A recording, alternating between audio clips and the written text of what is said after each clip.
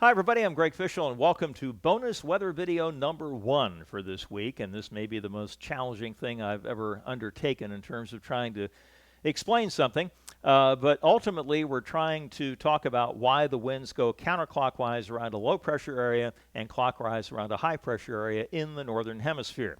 So, what I'm going to do here is show a blank map of most of the United States and the Atlantic Ocean here. And this is going to sound a little funny, and I sort of intended to. So, for those of you that don't follow baseball, one of the Mets pitchers, his name is Jacob deGrom, and he's arguably, when he's on, the best pitcher in baseball. But that's another deal. All right.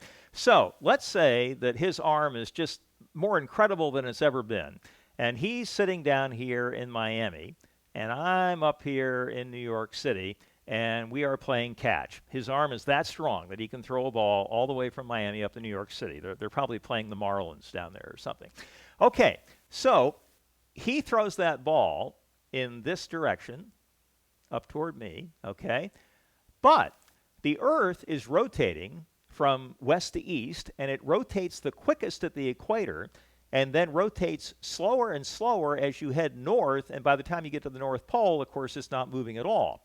So when he throws that ball, he has also an initial motion that is very, very quick to the right, from left to right. Up here, where I am, the Earth is not spinning nearly as quickly.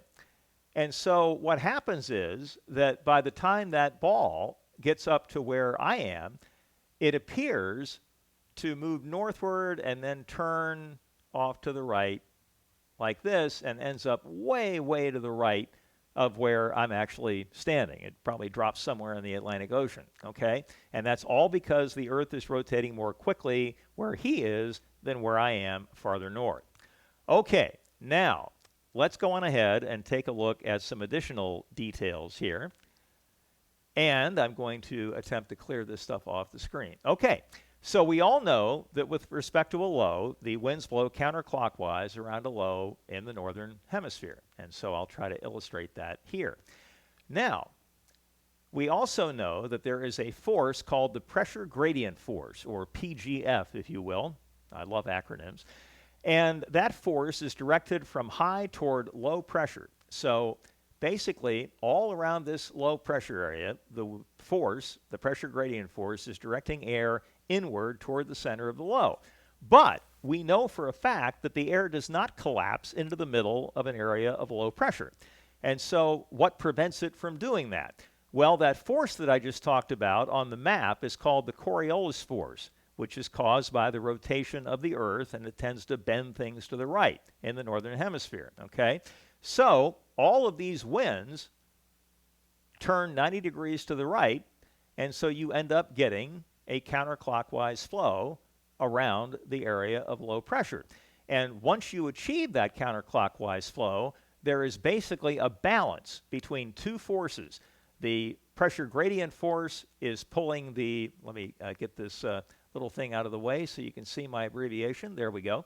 The Coriolis force is pulling the air to the right, and the pressure gradient force is pulling the air to the left, and so you have a balance of forces between those two, and the air continues to blow in a counterclockwise manner around the area of low pressure. And of course, the opposite is true with high pressure, where the air is moving outward from the high toward lower pressure around it, and then the Coriolis force bends it to the right, and so you get a clockwise flow around the high. Does any of that make sense? I hope it does. And that's probably the best I can do in terms of offering an explanation at this particular point in time. And what I have done is I've ended the PowerPoint presentation, and so the screen has gone blank. And so I'm going to get myself back up there so you can see me. All right, so that's the bonus weather video for today. I hope you enjoyed that. Hope it made a little bit of sense. We'll be back with another daily weather update tomorrow and another bonus weather video coming up this Friday. We'll see you then.